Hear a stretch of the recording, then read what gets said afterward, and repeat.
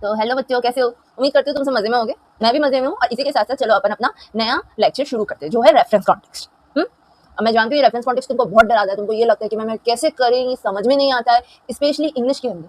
सप्रसंग व्याख्या हिंदी में आती है तो हम समझ लेते हैं, मगर इंग्लिश की हिंदी कैसे समझावे सरल भाषा में, प्रॉब्लम आती है। ठीक है, तो आज इसी प्रॉब्लम को अपन ना जड़ से उखाड़ने वाले। तुमको ना बस मैं बहुत सारे पॉइंटर्स में इसमें बताऊंगी, ध्यान से सुनना है। ठीक है, एंड मैं एक पोयम को मेरे पास है, अपन उस पोयम का भी रेफरेंस कॉन्टेक्स्ट देखेंगे। ठीक है, तो अब चलो शुरू करते हैं। सबसे पहले जैसे अपन को ये समझना होगा कि रेफरेंस और कॉन्टेक्स्ट होता क्या है। हाँ, अब है ना, पहले शब्दों का अर्थ समझो। ठीक है, हर चीज के पीछे जब तुम क्या पूछोगे ना तब जवाब मिलेगा। तो पहले पूछो कि भाई रेफरेंस कॉन्टेक्स्ट क्या है। रेफरेंस क्या है, सबसे पहले तो चलो अपन ये है ना ब्रेक थ्रू करते हैं। तो रेफरेंस क्या है ना कि भाई है ना, तुमको ना हमेशा क्या होता है ना कि कोई भी आर्टिकल दे दिया जाए, कोई भी पैराग्राफ दे दिया जाए, कोई पैसेज दी जाए, कोई पोयम दी जाए। हाँ, तुम्हारे पेपर में वो आ रही है। ठीक है, तो अब वो पेपर में जो वो पोयम आ रही है, वो पैसेज आ रहा है, वो तो तुमको है ना जो किसी ना किसी किताब में से उठा के तो दिया जाएगा। हाँ, अभी तो खैर जैसे तुम 10th क्लास में हो तो तुम्हारी अगर पैसेज और पोयम आएगी वो तुम्हारी प्रेस्क्राइब किताब फर्स्ट फ्लाइट में से ही आएगी। लेकिन जब तुम बड़ी क्लास में आ जाते हो, 11th-12th में आ जाते हो और इंग्लिश लिटरेचर लेते हो, हाँ, तब ना ऐसा होता है कि उसके अंदर ना रेफरेंस के अंदर और भी किताबें आ जाती हैं। और इंग्लिश लिटरेचर में भी भाई एक पोयम दे दी जाएगी, उस पोयम को तुमको पढ़ना पड़ेगा एंड उस पोयम का अपने हिसाब से रेफरेंस करना पड़ेगा। उस समय तो टीचर भी नहीं समझाएगा। ठीक है, ये पेपर में आता अलग से लिटरेचर का, लिटरेचर एकदम अलग भाग है। मगर उस समय क्या होता है ना कि तुमको उस समय ये जानना पड़ेगा कि भाई ये किस किताब में से उठाई गई है पोयम। हाँ, ये चीज रेफरेंस है। ठीक है, बिना तुम ये जाने कि किस किताब में से उठाई गई है ना, तो तुम एक बेस रेडी नहीं कर पाओ। तो अब रेफरेंस क्या होता है कि बस इतना मोटा मोटी तुमको क्या समझना है कि रेफरेंस वो चीज है जिसके अंदर हमको ये बताना होगा एग्जामिनर को कि जो ये स्पेसिफिक पैसेज तुमने हमारा माथा खराब करने के लिए दिया है, ये पैसेज कहना जो किस बुक में से उठाया गया है। ठीक है, किस बुक में से उठाया गया है और किस लेखक का, बस राइटर का नाम और किताब का नाम, ये दो चीजें रेफरेंस में आती है। ठीक है, अब बारी आती है कॉन्टेक्स्ट की। हाँ, कॉन्टेक्स्ट क्या? अब देखो, रेफरेंस तो हो गया कि भाई तुमने लेखक का नाम बता दिया, किताब का नाम बता दिया। ठीक है, बट जब कॉन्टेक्स्ट की बात आती है ना, तो कॉन्टेक्स्ट वो होता है कि भाई जो चीज, जो पैसेज, जो तुमने हमें पोयम का एक है ना जो पार्ट दिया है, पैराग्राफ दिया, एग्जर्व दे दिया है, ये चीज एक्चुअली में कहना क्या चाहती है। मीन्स ये कि अगर सपोज करो मैं तुम्हारी आइस एंड फायर की पोयम लेती हूँ, फायर एंड आइस की, तो उस पोयम के अंदर टोटल तुमने पूरी पोयम पढ़ी, समझ ली, छोटी सी पोयम है, बहुत प्यारी पोयम, तुमने समझ ली। तुम क्या बोलोगे कि ये पोयम मोटा माटी बताना क्या चाहती है? सिर्फ इतना ही ना कि दुनिया कैसे खत्म हो रही है, लेखक के अनुसार दो तरीके से दुनिया खत्म हो रही है ना, यही बता रही है। तो कॉन्टेक्स्ट में क्या आएगा, तुम कॉन्टेक्स्ट में सिर्फ इतना लिखोगे कि लेखक ने आइस एंड फायर पोयम के थ्रू सिर्फ ये बताने की कोशिश करिए कि दुनिया कैसे खत्म हो सकती है। ठीक है, बस ये हो गया कॉन्टेक्स्ट। मतलब तुमने इतनी बड़ी जो पोयम है उसको 2 लाइन में निपटा दिया, 2 लाइन में समझा दिया कि ये चीज क्या बोल रही है। अब कॉन्टेक्स्ट की सबसे खास बात ये है कि भाई तुमको है ना जरूरी नहीं है कि तुम सिर्फ ये बताओ कि भाई है ना जो कि आइस एंड फायर पोयम में जैसे लेखक ने ऐसा कहा 2 लाइन में निपटा दिया, तुमको ये नहीं बताना, मत बताओ। तुम चाहो तो उसके पीछे की थीम बता सकते हो। थीम इन द सेंस कि भाई वर्ल्ड के डिस्ट्रक्शन की बात है, तो वर्ल्ड डिस्ट्रक्शन एक थीम है। फायर एंड आइस है, 2 तरीके से दुनिया को खत्म करने का है, मैं समझाऊंगी आगे। ठीक है, तो अगर तुमने इस पोएम को अच्छे से पढ़ा है तो इसमें तुमको साइंस भी दिख रहा है और नेचर भी दिख रहा है, या तो नेचर खत्म कर रही है या साइंस खत्म कर रही है। ठीक है, ये 2 चीजें दिख रही है। तो ये क्या होता है, ये है ना जो मतलब एक थीम बन रही है, साइंस वर्सेस नेचर, है डिस्ट्रक्शन ऑफ वर्ल्ड, ये थीम्स है। बात वही, अब वो 2 लाइन को तुमने सल्टा दिया 2 शब्दों में, समझ गए मेरी बात? अब तो अपनी थीम्स तो माथा पूरी ज्यादा करेंगे नहीं। मेरे को अभी तुमको सिर्फ इतना बताना था कि रेफरेंस क्या होता है और कॉन्टेक्स्ट क्या होता है। रेफरेंस तुम समझ गए कि भाई हाँ अपने को बुक का नाम लिखना होता है, राइटर का नाम लिखना होता है, ठीक है जी, समझ गए। कॉन्टेक्स्ट में क्या होता है, कॉन्टेक्स्ट में अपने को जो इतनी लंबी चौड़ी पोयम है वो छोटे से 2 लाइन में क्या कह रहा है लेखक, वो अपने को बताना हो। ठीक है, ये तो अपन कर लेंगे जी। अब बारी आती है एक्सप्लेनेशन की, कि एक्सप्लेनेशन क्या करें अपन, एक्सप्लेन कैसे करें। अब देखो, एक्सप्लेनेशन में जो चीज पोएट की तुम है ना जो लिखी भी है, पोएट ने जो लाइंस लिखी है उन्हीं लाइंस में से 3 से उठाओ, तुमने समरीज करी है ना। हाँ, मैंने तुम्हें कहा था समरीज करने को, तुमने क्या किया कि जो वो बहुत बड़ी टाइगर वाली पोयम थी, टाइगर इन द जू वाली पोयम थी, उस पोयम को तुमने 50 शब्दों में निपटा के रख दी, अपनी भाषा में निपटाया था ना। हाँ, तो ये चीज है कि अगर मैं 4 लाइन उसमें से तुमको उठा करके दे देती कि लो इस 4 लाइन को ना, तो जो कुल मिलाकर के 4 लाइन जो है उसको कुल मिलाकर के तो मुझे काम करो 50 लाइन में निपटा के दो। खैर इसमें तो 4 लाइन में तो 50 लाइन ज्यादा हो जाती है, 50 शब्द ज्यादा हो जाते हैं, चलो 20 शब्दों में निपटा के तो कुल मिलाकर के 4 लाइन को 2 लाइन की बना के दो, तुम वो भी कर लेते।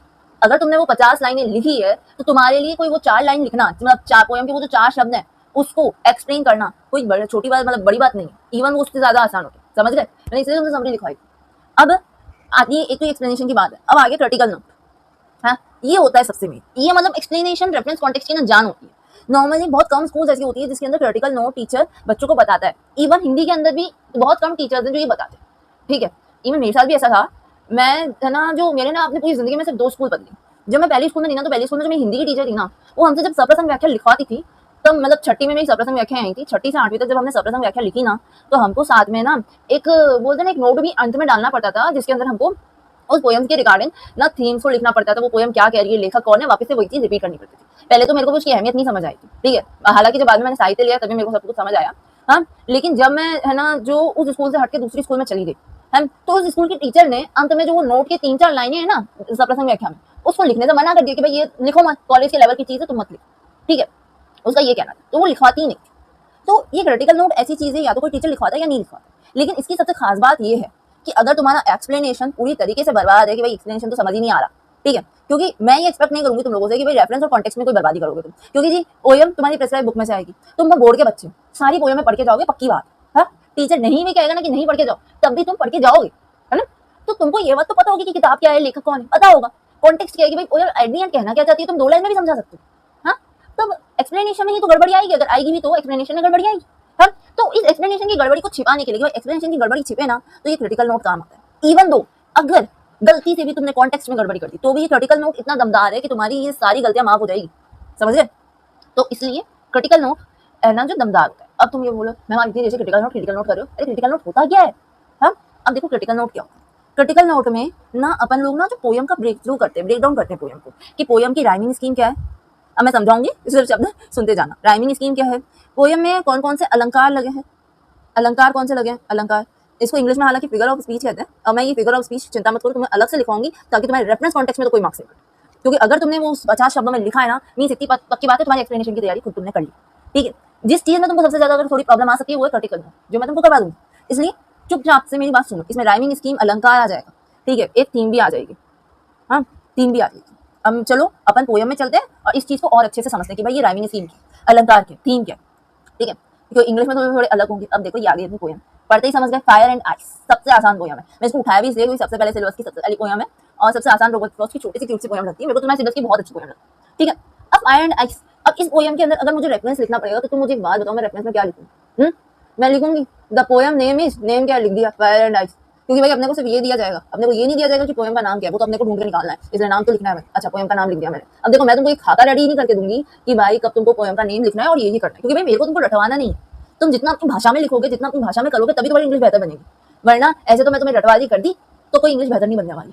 तुम्हारे नेक्स्ट ईयर रेफरेंस कॉन्टेक्स्ट वापस आएगा तब वो दिमाग का दही होगा। इवन ये है ना जो 12वीं में तो ट्रांसलेशन आते हैं, तब क्या करोगे, इसलिए कोई रटवाने का काम नहीं है। तुम सबका अपनी अपनी टेक्निक होती है, एक बार ध्यान रखना, हर एक बच्चे के लिखने की ना अपनी तकनीक होती है, ठीक है। तुम सब अपनी तकनीक में बहुत अच्छा लिखते हो, अगर मैं किसी और की तकनीक तुम्हारे ऊपर थोपूंगी या मैं मेरी तकनीक तुम्हारे ऊपर थोपूंगी तो क्या तुम जितना अपना दिमाग चला करके अच्छा लिख पा रहे हो अभी, अगर मैंने जो कहा उस हिसाब से लिखा तो क्या अच्छा लिख पाओगे, नहीं ना। तो मैं कोई वैसे नहीं दे रही कि इसके अंदर यहाँ पे पोइट का नाम डाल लेना, बल्कि समय ये चीज रिमेन सेम रखना, नहीं देने वाली, अपनी तकनीक खुद बनाना, ठीक है, तभी इंग्लिश में अच्छे बनोगे। अब मेरे को पोयम का नेम मिल गया, ठीक है जी, पोएट का नाम मिल गया रॉबर्ट फ्रॉस्ट, ठीक है जी, मैंने पोएट का नाम भी कर लिया, पोएट नेम भी मिल गया। बुक कौन सी है पता है हमको, हमारी टेक्स्ट बुक है 10th क्लास की, लिख लेना टेक्स्ट बुक 10वीं क्लास की है, कौन सी है, फर्स्ट फ्लाइट। थोड़ा सा नीचे आ जाती हूँ, थोड़ा इसको भी हटा दूँ, चल फर्स्ट फ्लाइट लिख लेना, इतना तो तुम लिख ही सकते हो, हमको सबको याद रहता है, पूरे सारे इस बुक को पढ़ना है, तो इतना हो गया। रेफरेंस कॉन्टेक्स्ट के अंदर रेफरेंस तो हमारा कंप्लीट हो गया, पोयम का नाम पता चल गया, पोएट का नाम पता चल गया, किताब पता चल गई। अब वो क्यों मार्क्स काटेगा जब तुमने रेफरेंस कंप्लीट कर लिया, तो जो चीज वो चाहिए उसे चाहिए वो उसको मिल गई, ठीक है जी। अब कॉन्टेक्स्ट की बारी, किस चीज के बारे में बात हो रही है, तो अपन लिख सकते हैं poet Robert Frost is talking about the how the world will destroy, ठीक है, वर्ल्ड कैसे डिस्ट्रॉय होगा। पोएट एट द एंड अगर अपन बोले तो वो क्या बोल रहा है कि रॉबर्ट फ्रॉस्ट डिस्कस अबाउट की world destruction of the world, ठीक है, बस यही तो बोल रहा है, तो ये भी तुम लिख लोगे, आसान है जी, हाँ। इतना तो अपना सब अपने नोट्स में डाल ही देते हैं, अपने दिमाग से ही डाल देते हैं, देखो तो भाई कॉन्टेक्स्ट में कोई प्रॉब्लम ही नहीं है। अब बारी आती है एक्सप्लेनेशन की। Some says the world will end in fire, some says says in ice, कोई कह रहा है दुनिया डिस्ट्रॉय होगी किसमें, या तो फायर में होगी, कोई कह रहा है दुनिया डिस्ट्रॉय होगी कैसे होगी, आइस से होगी, ठीक है। अब from what I have tested of desire I hold with those who favour fire, ठीक है। अब यह बोला कि from what I have tested, पर तुम्हें पता है मैंने क्या टेस्ट करा, कि हो सकता है कि वर्ल्ड जो है वो डिस्ट्रॉय डिजायर से हो जाए, डिजायर यानी इंसान के अंदर की इच्छाओं से, हाँ। तो अंदर की इच्छाएं इंसान की जो है उसको उसने क्या कहा है, फायर का है, बोलना वो पुष्पा का डायलॉग, पुष्पा के अंदर ढेर सारी इच्छाएं थी, पुष्पा की डिजायर क्या थी, अगर तुमने पुष्पा मूवी देखी है तो तुम सबको पता है पुष्पा का क्या डिजायर था कि भाई मैंने इन सबका मालिक बनूंगा, ये जो 2 नंबर के धंधे करने वाले इन सबका भी मैं बाप बनूंगा, पुष्पा का यही सीन था, है। तो पुष्पा के अंदर की जो इच्छा है, डिजायर है, वो ज्यादा थी, इसलिए बोलता था ना मैं फ्लावर नहीं फायर हूँ, समझ गए, तो उससे तुम कनेक्ट कर सकते हो। उसके बाद दूसरी चीज, but if it had perish twice, लेकिन अगर दुनिया को 2 बार है ना जो पेरिश होना पड़े, पेरिश यानी कि पेरिश शब्द का अपने आप में अर्थ होता है ना जो मिटना, 2 बार मिटना, दूसरी बार मिटना पड़े, ट्वाइस यानी दूसरी बार मिटना पड़े। I think I know enough of hate, मैं जानता हूँ फिर वो मिटेगी किससे, हेट से, हेट यानी नफरत, ठीक है। To say that for destruction ice is also great and would suffice. अगर डिस्ट्रक्शन की बात करो तो आइस भी कुछ कम नहीं है, आइस भी ग्रेट है, ठीक है। दुनिया का मिटना या तो आइस से मिटे या फायर से मिटे। क्यों, किस कारण से मिटेगी? अब पहला अगर अपन समझे तो पहला ये होगा कि साइंस है, ठीक है। दूसरा ये होगा कि भाई इधर फिलोसॉफी की बात हो गई, यहाँ डिजायर मिल रहा है, यहाँ पे हेट मिल रहा है। तो मतलब थोड़ा ह्यूमन फिलोसॉफी जा रही है। फिलोसॉफी में यही होता है कि ये लोग ना साइंस से परे ऐसी ऐसी बातें करते हैं जिस चीज पे यकीन नहीं कर सकते, लेकिन फिर भी तुम मजबूर हो जाते हो यकीन करने के लिए। जिसमें तुम लोग ना जो धर्मों में जो माइथोलॉजीज होती है ना उसको स्पेशली ले सकते हो कि भाई अपने को रामायण महाभारत के एपिक में जो है यकीन है क्या कि भाई ऐसा हुआ था कि उस समय। हाँ, बहुत कॉन्ट्रोवर्शियल विचार है कि कोई तो मानेगा हुआ है, कोई तो मानेगा नहीं हुआ है। ऐसा कैसे हो सकता है? बहुत कॉन्ट्रोवर्शियल। इवन जो साइंटिस्ट है, एक साइंटिस्ट, वो कभी भी धर्मों की माइथोलॉजीज को मानता ही नहीं है। हाँ, चाहे वो जापान की हो, चाहे वो इंडिया की हो, कोई मानता है क्या? नहीं मानता। तो इस कारण ना जो ये बहुत ज्यादा कंट्रोवर्शियल विचार होते हैं। तो इसने फिलोसॉफी और साइंस को एक तरफ ले लिया कि भाई एक तो ह्यूमन इच्छाओं की बात की है इसने, तो ये किसकी थीम हो गई कि इसने क्या किया, ह्यूमन डिजायर्स की बात की, ह्यूमन डिजायर की बात की, ह्यूमन की बात की है। दूसरी चीज इसने नेचर की बात करी है, साइंटिफिक वे बताया कि कैसे दुनिया डिस्ट्रॉय हो सकती है। ये सब चीजें तो चली, तो एक्सप्लेनेशन तो खैर मैंने तुमको हिंदी में समझा दिया, मगर इसको तुम लोग अभी के अभी वीडियो पॉज करके लिखना चाहो तो लिखो एंड भाई मेरे को भेज दो, मैं खुद पढ़ूंगी समझ जाऊंगी, ठीक है। क्योंकि वही बात है कि भाई जैसे मैं तुमको बोली कि टाइगर वाले में 50 शब्द लिखो, तुमने लिख करके दिया, क्या एक्सप्लेन ही तो कराना पूरी पूरी पोएम। हाँ, तो क्या उससे तुमको कुछ सीखने को नहीं मिला? ऑफ कोर्स मिला, तुम एक्सप्लेनेशन सीख गए। तो इसके बाद ना जो अब आती है सबसे मेन पॉइंट पे बात, क्रिटिकल नोट, कि अपन क्रिटिकल नोट कैसे लिखें। क्रिटिकल यानी आलोचनात्मक, नोट यानी कि आलोचनात्मक नोट, की भाई हम इसका आलोचनात्मक क्वेश्चन करेंगे वो कैसे। हाँ, अब आलोचनात्मक का अर्थ तुम बोलोगे हम आलोचना मतलब हम इसकी बुराई करें, एक्चुअली ना एकेडमिक्स में जब हम पढ़ाई की बात करें तो क्रिटिकल या आलोचना, इन शब्द का अर्थ बुराई करना नहीं होता किसी चीज की। इन शब्दों का अर्थ होता है उदासीन यानी न्यूट्रल रह करके, ना ही तो इस तरफ बोलना ना ही उस तरफ बोलना, सिर्फ फैक्ट्स के अकॉर्डिंग बात करना कि भाई ये भी सही लेकिन फैक्ट ये कहता है इसलिए मैं इसको सही मानूं। मतलब थोड़ा खुद का पर्सपेक्टिव लगाना वाली चीज है, एक रिसर्चर वाला दिमाग है, ठीक है। तो उस टाइप की चीज है, तो चलो उसमें तो नहीं जाते हैं, बस इतना समझो आलोचनात्मक दृष्टिकोण मतलब न्यूट्रल रहना, उदासीन रह करके तुम ना ही तो तारीफ करो ना ही बुराई करो, तुम जो फैक्ट है जो ये कह रहा है उसी को तुम बता रहे हो। अब जैसे मैं राइमिंग स्कीम की बात करूँ, अब देखो राइमिंग स्कीम के लिए मैं इसलिए बोल रही हूँ कि पोयम के अंदर राइमिंग स्कीम सबसे आसान होता है निकालना। क्यों मैं बोल रही हूँ ना, पहले तुम देखोगे ना तुम खुद बोलोगे। इवन तुम क्या करो ना, इस पोयम के बाद तुम लोग ना दूसरे और भी पोयम्स ले लेना, उठा लेना दूसरी और भी पोयम, और उसके भी पीछे तुम चेक करना कि क्या तुम उसकी राइमिंग स्कीम निकाल पा रहे हो कि तुम ये सेंस करोगे कि तुम निकाल लोगे, ठीक है। अब मैं बहुत राइमिंग स्कीम कर रही हूँ, थोड़ा सा बता ही देती हूँ होता क्या, ठीक है। अब जैसे इसमें राइमिंग स्कीम में कुछ भी नहीं करना, सबसे पहले सिर्फ आखिरी के ये जो शब्द है ना इनको पकड़ लो। चलो ठीक है जी, अपन ने पकड़ ली, सारे पकड़ ली, हाँ जी पकड़ ली। अब इन शब्दों के पीछे देखो यहाँ पे आ रहा है फायर, आइस, डिजायर। तो चलो मैंने इसको फायर आया ए कर दिया, आइस आया बी कर दिया, ठीक है। डिजायर अगेन आई आ रही, मतलब मैं बोल रही हूँ, प्रोनाउंसिएशन मेरा सुनना, ठीक है। बोल रही हूँ तो क्या आ रहा है, बोल रही हूँ तो अगेन मेरे को लग रहा है कि यार फायर वाले शब्द वापस आए, तो मैंने इसको ए कर दिया। फिर फायर आ गया तो जी ये भी ए हो गया। अब ट्वाइस, आइस का बी है तो चलो ट्वाइस में भी बी, ठीक है।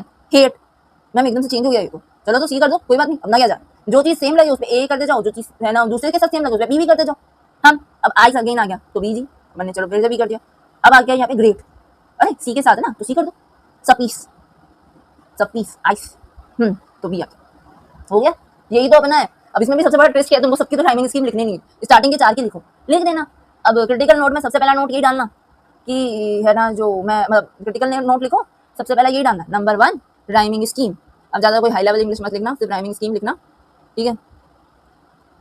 राइमिंग स्कीम क्या है, ए बी ए ए, बस यही है ना राइमिंग स्कीम। ध्यान रखना सिर्फ शुरुआत की 4 की लिखना, बाकी तो सब गई भाग, ये रहता है उससे, इसे बोल रहा हूँ शुरुआत की 4 की लिखना। मुझे लिखा यहाँ पे ए आया बी आया ए आया, हो गई, ये राइमिंग स्कीम है। इवन अब अपन जब टाइगर जू करेंगे तो उसमें भी मैं तुमको राइमिंग स्कीम बता दूँ, ठीक है। तो चलो राइमिंग स्कीम समझ आ गई, हाँ जी आ गई। अब अपन आते हैं दूसरे में, राइमिंग स्कीम हो गई। अब आती है दूसरी मेन पार्ट की, मैंने कहा कि अपन तुम थीम भी लिख सकते हो, जो मतलब कॉन्टेक्स्ट में तुमने लिखा कि डिस्ट्रक्शन पे बात की, तो तुम थीम लिख दो कि पोयम की थीम क्या। अब मैं ये पोयम की थीम तुमको टाइगर जू वाली की भी दूंगी, ठीक है।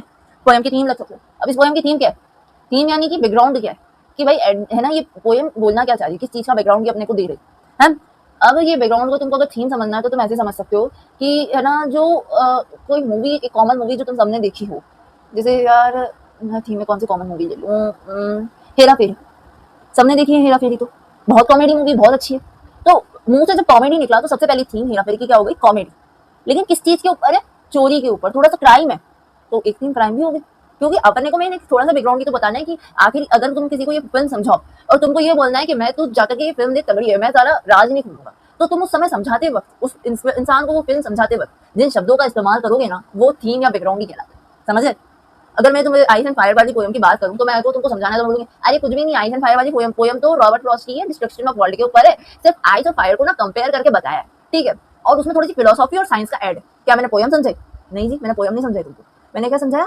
मैं सिर्फ तुमको थीम समझाया और तुमको भी समझ आ गया। अभी जो मैंने बोला तुमको समझ आया ना, तो बस वही है, समझ आ गया। तो मैं बोल रही आइस एंड फायर थोड़ा सा लिख दिया मैंने। साइंस भी है, साइंस, स्पेलिंग गलत हो गई, साइंस एंड फिलोसॉफी लिख दिया जी। ठीक है, अब साइंस और फिलोसॉफी है थोड़ी सी। साइंस और फिलोसॉफी के बाद क्या है, डिस्ट्रक्शन ऑफ वर्ल्ड का ऊपर है। दो ही सफिशियंट है, ज़्यादा में मत जाना। 3 से 9 से 2 या 4 ही होती है, ज़्यादा होती नहीं। और तुम तो वैसे भी 10वीं को, तो कोई तुमसे मांगेगा भी नहीं, इसलिए। ठीक है, अब थीम हो गई। थीम के बाद चलो अपन अब थोड़ा सा अलंकारों पे चलते हैं। चलिए अलंकारों पे चलते हैं। अब अलंकार कैसे समझ में आते हैं कि अलंकार कहाँ पे है मैम? हम अब देखो, अगर तुमको हिंदी के अलंकार याद हो तो ये तो आसान लगेंगे, बट अगर हिंदी के याद नहीं होना तो सिर्फ मेरी बात को चुपचाप से सुनना ध्यान से। मैं अलंकारों की हालांकि अलग वीडियो बनाऊंगी, मगर मेरे को एक बार का तुमको बताना है तो मैं एक बार बता देती हूँ। अब जब मैं इसको पढ़ूंगी तो मुझे 3-4 चीजें दिखेगी। Some say the world will end in fire, some say in ice. अब देखो इधर ना मुझको ना अलंकार दिख गया पहले, सम और सम। ठीक है, सम से, सम से। ठीक है, ये मेरे को पहले ही एक अलंकार दिख गया। तो मैंने ना इधर जो ये अलंकार है, अब ये दोनों क्या कर रहे हैं, रिपीट हो रहे हैं शब्द, तो मैंने रिपीटेशन एक अलंकार निकाल दिया। ठीक है, मैंने रिपीटेशन एक अलंकार निकाल दिया। ठीक है, रिपीट हो रहे हैं। मैं 10 पोएम्स ऐसे निकलवाऊंगी तुमसे तो तुम भी समझ जाओ। ठीक है, रिपीटेशन। अब मेरे को रिपीट हुआ दिखा। अब मेरे को ना यहाँ पे एक और चीज दिखी, डब्ल्यू का ना 2 बार यूज हुआ है, एस का भी इधर 2 बार, सम से में एस भी 2 बार यूज हुआ है। अगर हिंदी में तुमको याद हो कि कोई शब्द एक साथ आ जाता है, जैसे वो चंदू की चाची ने चंदू के चाचा को चौक से चांदी चमन, अब इसमें च च च च आ रहा है ना, हाँ, तो इस अलंकार को क्या कहेंगे, अनुप्रास अलंकार। और इंग्लिश में इस अनुप्रास अलंकार को क्या कहेंगे, एलिट्रेशन, क्योंकि एस शब्द का बार बार यूज हो रहा है। ठीक है जी, एलिट्रेशन हो गया। हम अब थोड़ा अपन आगे बढ़ते हैं। From what I have tested of desire I hold with those who favour fire. अब देखो बार बार एलिट्रेशन में एलिट्रेशन मिल रहा है, तो बोल दे ना कि भाई फिगर ऑफ स्पीच एलिट्रेशन बार बार दिख रहा है, एलिट्रेशन है। हाँ, अब इसको अगर मैं थोड़ा पढ़ रही हूँ तो क्या मुझे लिरिक्स मिल रही है क्या, चेक करते। Some say the world will end in fire, some say in ice. From what I have tested of desire I hold with those who favour fire, but if it had to perish twice, I think I know enough of a hate to say that for destruction ice is also great and would suffice। Ma'am मेरा पढ़ने पे तुमको ये लगा कि थोड़ा गाने जैसा लग रहा है, बिल्कुल भी नहीं लगा। तो जी गाना तो है भी, ठीक है, मतलब मजेदार तो लग रहा है लेकिन गाना नहीं। अब तो देखो इसके अंदर एक तो ये चीज हो गई, अब इधर एक और लिख लेना तुम, मेटाफॉर। मेटाफॉर, इसमें मेटाफॉर ही। अब मेटाफॉर क्या होता है जी मैम? अब मेटाफॉर ये है कि जो ये फायर है ना, इसका इनडायरेक्ट कंपैरिजन करा है डिजायर के साथ। आइस है, आइस का इनडायरेक्ट कंपैरिजन दिख रहा है हेट के साथ। ठीक है, तो मेटाफॉर, मेटाफॉर यानी कि दो शब्दों का आप इनडायरेक्ट कंपैरिजन करो। मतलब मैं ये नहीं कह रही कि ये चांद सा रोशन चेहरा है, मतलब मैं ये नहीं कह रही कि चांद सा रोशन चेहरा है, मैंने ये नहीं कहा। या मैंने ये भी नहीं कहा कि तेरा चेहरा तो चांद जैसा रोशन है, मैंने ये भी नहीं कहा। ठीक है, मैंने उपमा नहीं दी। अब मैं क्या करती हूँ, मैं ये कहती हूँ तू तो चांद है, हाँ तू तो चांद है, तेरा चेहरा तो चांद है। तो ये क्या हुआ, मैंने बोला लेकिन मैं जैसा सा वैसा कुछ भी नहीं लगाया, तो वो कौन सा अलंकार हो गया, रूपक अलंकार। और ये रूपक अलंकार को मेटाफॉर ही कहते हैं। ठीक है, तो मतलब मेरे को 3 मिल गए। वैसे मैं अभी चाहूँ तो बैठे बैठे इसमें 10 अलंकार निकाल लो, लेकिन भाई तुम लोगों को अभी ये 10 अलंकारों की जरूरत नहीं है। ठीक है, वो बहुत हाई लेवल हो जाएगा, इवन अलंकार याद करते हुए दिमाग खराब हो जाएगा। इसलिए जो मेन अलंकार है मैंने वो तुमको बता दिया, रिपीटेशन, एलिट्रेशन और मेटाफोर। ठीक है, अंधों की तरह तुम चाहो तो एलिट्रेशन और मेटाफोर तो लगा ही सकते हो। ठीक है, ये तो अंधों की तरह लगाओ। इंग्लिश के अंदर यही सबसे बड़ी खास बात है। हिंदी में जैसे अपने को अगर कहते हैं ना कि हिंदी के अंदर अगर अंधों की तरह किसी अलंकार को लगाना है तो या तो अनुप्रास लगाना, नहीं तो उपमा लगाना। ठीक है, ये कहते हैं। वैसे इंग्लिश के अंदर है या तो एलिट्रेशन लगाओ या फिर मेटाफोर लगाओ, समझ गए? तो अपन लिख देंगे figure of speech. Figure of speech क्या लिखोगे, फिगर ऑफ स्पीच के अंदर तुम लोग लिख देना एलिट्रेशन, एलिट्रेशन और मेटाफोर। समझ गए? लो जी, तुम्हारे क्रिटिकल नोट रेडी। 3 लाइनें लिखी, 3 में, एक में तुमने थीम समझा दी, एक में राइमिंग स्कीम समझा दी, एक में फिगर ऑफ स्पीच समझा। अब एट दिस पॉइंट तुम्हारी सारी गलतियां माफ हो जाएगी, क्योंकि तुमने वो चीज समझाई है जो मोस्टली हर बच्चा, मतलब मैं ये नहीं बोलूंगी कि उस एग्जामिनेशन सेंटर में बैठे सारे बच्चे ये करते होंगे, मगर मोस्टली एक 10th क्लास के बच्चे से ये चीज एक्सपेक्ट नहीं की जाती है कि उसको इंग्लिश के अंदर इतनी डेप्थ नॉलेज हो सकती है। ठीक है, 10th से एक्सपेक्ट नहीं कर सकते। मैं ऐसा नहीं कह रही हूँ कि 12th के अंदर जाकर के तुमसे 12th में एक्सपेक्ट नहीं करेंगे, एक्सपेक्ट कर सकते हैं 12th क्लास। ठीक है, ये तुम में से कोई साहित्य ले सकता है, स्पेशली इंग्लिश साहित्य के बच्चे से एक्सपेक्ट करते हैं। इसलिए उस समय क्योंकि कोई एक्सपेक्ट नहीं करेगा, पर तुम ये चीज करके आओगे, क्योंकि एक बार ध्यान रखना, एग्जामिनर को हमेशा जब थोड़ा थोड़ा एक्स्ट्रा देती हूँ ना, तो एग्जामिनर बहुत खुश होता है कि भाई उसने एक्सपेक्ट नहीं किया था, बच्चा ऐसा निकल गया। तो एग्जामिनर ना दूसरी सारी गलतियां माफ कर देता है, क्योंकि ये चीज ना बहुत अट्रैक्ट कर जाएगी, और रेफरेंस कॉन्टेक्स्ट आएगा तो यही चीज सबसे ज्यादा अट्रैक्ट करेगी। पर सवाल ये उठता है, मैम यार कितने पेज में या कितने शब्दों में अपन रेफरेंस कॉन्टेक्स्ट को निपटा दे। हाँ, तो देखो जी, अब इसका ना एक सबसे छोटा सा अगर मैं आंसर दूं ना, तो ये है कि भाई ये तुम्हारी ना एग्जाम की कॉपी, ये तुम्हारी एग्जाम की कॉपी। एग्जाम की कॉपी में मैं ये एक्सपेक्ट करूंगी कि मुझे यहाँ तक मैं तुम्हारा रेफरेंस कॉन्टेक्स्ट निपटा देना चाहिए। ठीक है, अब बोलो निपटाएं कैसे मैम? तो देखो जी, इसका ना सबसे बढ़िया आंसर, निपटाएं कैसे? अगर मैं रेफरेंस की बात करूँ तो मुझे ये चाहिए एटलीस्ट 3 लाइन में रेफरेंस निपटा। कॉन्टेक्स्ट की बात करूँ, आई वांट 2 to 3 लाइन्स। वो तुम्हारे ऊपर है, बढ़ाना चाहते हो तो बढ़ा सकते हो, लेकिन 2 लाइन सफिशिएंट है कॉन्टेक्स्ट के लिए। कॉन्टेक्स्ट ज़्यादा बड़ा मत करो, अगर बड़ा कर दोगे तो कॉन्टेक्स्ट एक्सप्लेनेशन बन जाएगा, तो तुमको ना वैसे भी वहाँ पे राम राम सत्य होने की संभावना है। ठीक है, अब आगे होता है कॉन्टेक्स्ट के बाद एक्सप्लेनेशन। थोड़ा सा बड़ा एक्सप्लेनेशन को करना पड़ेगा, मानूंगी 4 से 6 लाइन। ठीक है, इसमें भी जो पहला शब्द दिख रहा है वो आइडियल है, आइडियली 4 लाइन कंप्लीट करो।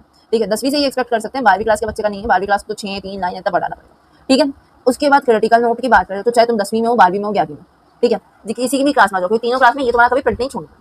ठीक है, उस समय क्रिटिकल नोट में तुम लोग कर सकते हो 3 मतलब स्टेप्स में लिखना, क्योंकि अगर तुम लोग पैराग्राफ में लिखो ना तो मिस्टेक ग्रामर की निकाल देगा। इसलिए बेहतर होगा स्टेप में लिखो, जैसे मैंने स्टेप्स लिखे वैसे लिखना। ठीक है, 3 स्टेप सफिशिएंट है। अगर तुम थोड़ी इंग्लिश में ना जो समझ जाते हो, चीज़ों को जल्दी पकड़ना तुम लोगों को शुरू हो रहा है, तो तुम चाहो तो इस स्टेप को एक्सपेंड कर सकते हो 4-5 स्टेप्स में आइडियली एक्सपेंड कर सकते हो। ठीक है, मगर 3 एक आइडियल है कि भाई 3 तक में तो वो तुमसे एक्सपेक्ट करेगा भाई तुम 3 तो दो, क्योंकि जब हिंदी में भी होता है तो 3 होता है। ठीक है, तो ये अपना रेफरेंस कॉन्टेक्स्ट है ना, पूरा का पूरा एक्सप्लेनेशन हो गया। उम्मीद करती हूँ तुम्हें समझ आ गया होगा। हाँ, और अभी भी अगर कोई डाउट हो, कोई क्वेश्चन हो, तो भाई मैं ऑलवेज अवेलेबल रहती हूँ, कभी भी पूछ लेना। चाहे तुम्हें इसमें वीडियो के कमेंट में पूछो अगर न्यू स्टूडेंट हो तो, और अगर तुम लोग मेरे पुराने स्टूडेंट्स हो तो तुम सब मेरे से इस वीडियो से संबंधित, क्योंकि मुझे पता है रेफरेंस कॉन्टेक्स्ट तुमको बहुत ज़्यादा ही डराता है, तो इस वीडियो से संबंधित अगर कोई भी डाउट हो तो तुम लोगों को मेरे से डायरेक्ट पूछ लें। ठीक है, पूरा चैट में पूछ लेना, मैं समझा दूंगी सारा। बल्कि इतना आइडिया तुमको समझ आ गया होगा, उम्मीद करती हूँ। मैंने बहुत कोशिश की कि इसको जितना हो सके उतना आसान बना सकूँ रेफरेंस कॉन्टेक्स्ट को। ठीक है, तो अब अपनी नेक्स्ट वीडियो आएगी अपने वो टाइगर इन द जू वाली, जिसमें मैं तुमको अब रेफरेंस कॉन्टेक्स्ट के अकॉर्डिंग उसकी थीम्स भी बता दूंगी। उसकी है ना जो मतलब बोलते हैं फिगर ऑफ स्पीच, अलंकार उसमें कौन कौन से यूज हुए, वो भी उस समय मैं तुमको समझा दूंगी कि अलंकार कौन से हैं। वो सेकंड वीडियो से उसी के रिगार्डिंग रहेगी कि रेफरेंस कॉन्टेक्स्ट वो सब क्या रहेगा टाइगर इन द जू में। ठीक है, इस हफ्ते भी वैसे मुझे तुम्हारा बहुत सारा सिलेबस कंप्लीट करना है। आज फ्राइडे हो गया है, चिंता मत करो, हो जाएगा। ठीक है, रेफरेंस कॉन्टेक्स्ट मेन था तो मैंने वो तुमको समझाने की कोशिश करी है। उम्मीद करती हूँ मजा आए होंगे। जब तक के लिए अब अपनी पढ़ाई हमेशा चालू रखना, और अभी तक के लिए टाटा।